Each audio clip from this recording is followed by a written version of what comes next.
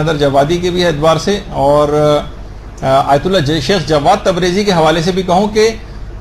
لوگ یہ کہتے ہیں کہ بھائی آئمہ کے زمانے میں نہیں ہوئی تھی، تو شیخ جواد تبریزی نے بھی کہا، آیت اللہ شیخ جواد تبریزی نے، اور علامہ ذیشان نظر بھی کہتے تھے کہ اتنے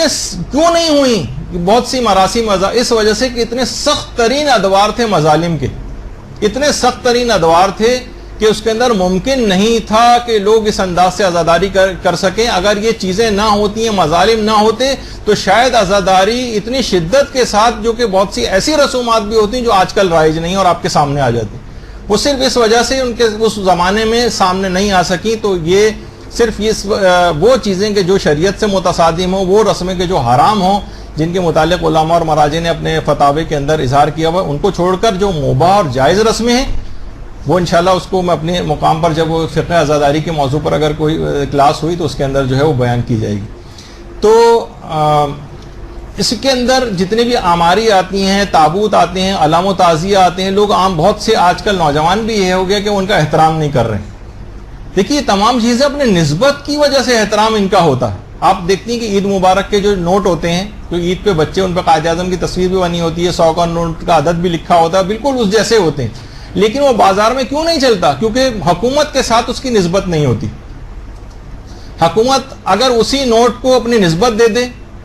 اب وہی جس پہ قائد اعظم کی تصویر اور اسی پر 100 کا نوٹ لکھا ہو، وہ بازار میں چلنے لگتا ہے، اور اپنا اعتبار اگر اٹھا لے تو وہی چیز کاغذ کا ٹکڑا بن جاتی ہے۔ مثلا کتنے US ڈالر جو ہیں کچھ سنوں کے ایسے ہیں کہ جو کہ حکومت امریکہ جو ہے اس کو نہیں مانتی، تو وہ سن کا اگر خاص ڈالر آپ مارکیٹ میں لے کے جائیں گے تو اس کو ایکسیپٹ نہیں کیا جاتا۔ اس نے حکومت نے اعتبار اٹھا لیا، نسبتوں سے چیزیں چلتی ہیں۔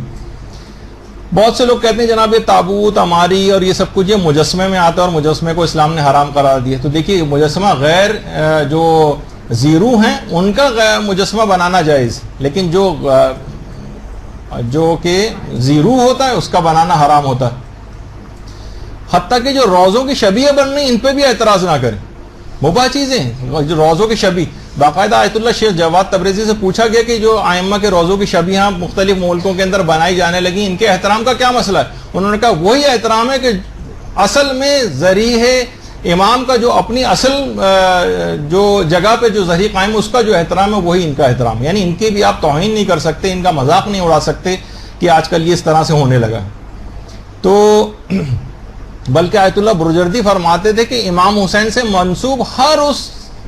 وہ چیز جو امام سے منسوب ہے اس کا احترام بالکل ویسی ہے جیسے امام حسین کا احترام، کوئی فرق نہیں، یعنی آپ اس کی توہین نہیں کر سکتے کوئی امام سے اس کی نسبت آ گئی۔ اور یہ جو شبیہ بنائی جاتی ہیں اس کا بھی ایک باقاعدہ ایک جواز ہے جو آپ لوگوں کو بتا بھی سکتی ہیں کہ ایک آدمی پیغمبر اسلام کے پاس آتا ہے اور کہتا ہے یا رسول اللہ میں نے قسم کھائی ہے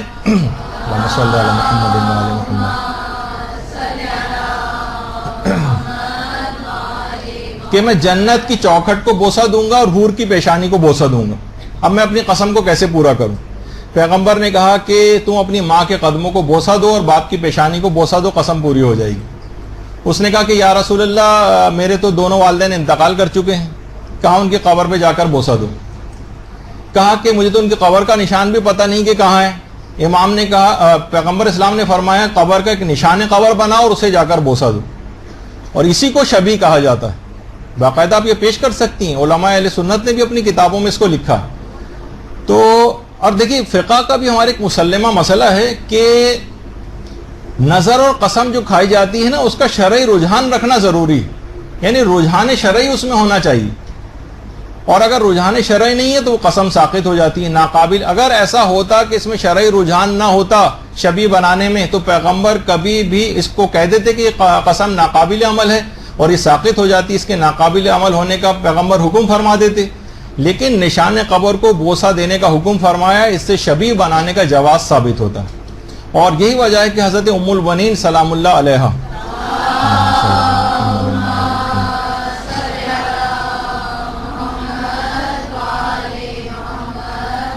جو انتظار کرتی رہتی تھی کب، کیونکہ ام البنین واقع کربلا میں موجود نہیں تھی، وہ مدینہ ہی میں تھی، اور جس وقت اطلاع آئی تھی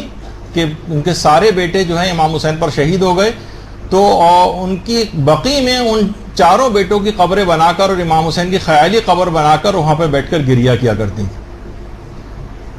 تو اس سے بھی اس کا جواز جو ہے وہ پتہ چلتا ہے کہ خاندان اہل بیت کی عورتیں جن جو ہم سے زیادہ مسائل شریعت سے واقف ہیں، اگر یہ عمل حرمت کا باعث ہوتا شبیہ بنانے کا تو وہ کبھی اس اقدام کو نہ کرتی۔ پھر ایک چیز ہوتی ہے زلجنہ کی، وہ تو خیر ہم لوگ کہتے ہیں کہ وہ تو چلیں بے جان چیزوں کی شبیہ تھی، آپ تو زلجنہ جو ایک جاندار ہے اس کی شبیہ بناتے ہیں۔ تو ہم اس پہ یہ کہتے ہیں کہ جاندار کی شبیہ بھی اس انداز کی بنانا کہ پیغمبر اسلام سے جب فرمائش کی تھی بچوں نے، امام حسن اور حسین نے، تو ان کے تقاضے پر پیغمبر اسلام جو ہے ناقہ بنے تھے، یعنی ناقے کی شبیہ بنے تھے۔ باقاعدہ جو مسجد غمامہ ہے مدینے میں، مسجد غمامہ، اس میں پیغمبر یعنی جہاں پر ایک تو نماز استسقاء کے سلسلے کی جو روایت ہے، یا نجاشی کے لیے جو پیغمبر نے نماز پڑھائی تھی تو اسی مقام پر پڑھائی تھی، مسجد غمامہ۔ اسی مسجد کے اندر یہ واقعہ پیش آیا تھا کہ پیغمبر اسلام نے بچوں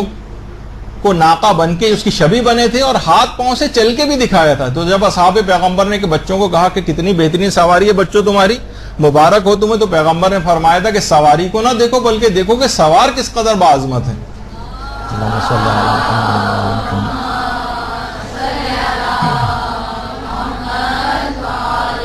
یعنی جاندار کی شبیہ بننا پیغمبر نے خود شبیہ بن کر دکھایا۔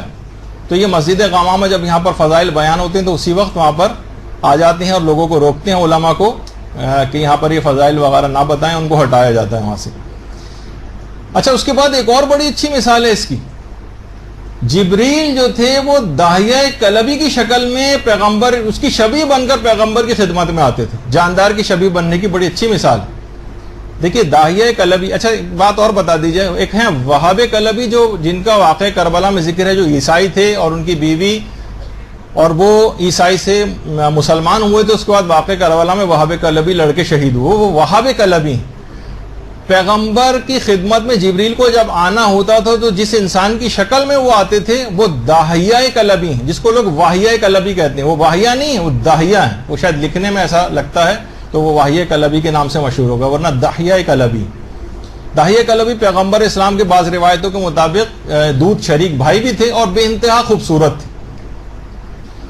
تو جبریل ان کی شکل میں آتے تھے۔ داہیہ کلبی کے متعلق ایران کے اندر کہا جاتا ہے